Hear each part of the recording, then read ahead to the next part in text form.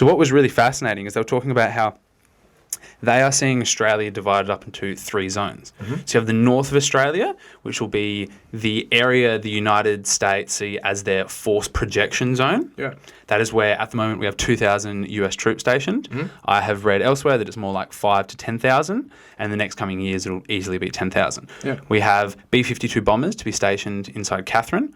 We have an upgrade to all the airfields across the north of Queensland, the Northern Territory and Western Australia, where more US aircraft will be stationed.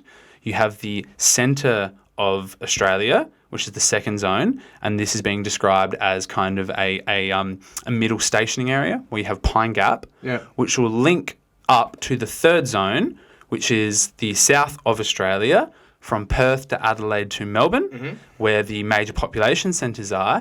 And this is what I found interesting. It is referred to as the soft underbelly of Australia inside the holes of the Pentagon. And the reason they call that is because they see it as not just the soft underbelly, but the area where we will be able to produce US weapons for the United States to use from the north of Australia. Of course. So obviously the production of the AUKUS frigates, AUKUS submarines, and AUKUS munitions. Yeah. Well, that's pretty, it's not nice when someone says the place where you live is a soft underbelly. That's a bit worrying, but that's very interesting. Yeah. So they've already got it all sorted. Yeah, that's exactly They've right. already got the next 20 years of Australia sorted for us. We're no longer going to have states and territories. Yeah. We're going to have imperial zones that are managed by the imperial viceroy. And we live in the soft underbelly, apparently. Ooh, exciting, yeah. No, I thought that was important when I read that.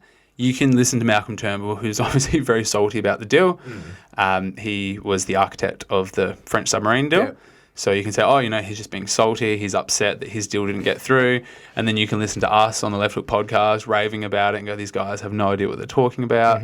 This is just their political opinions. Yeah. But no, actually, listen to what the planners of war inside the Pentagon are saying and planning.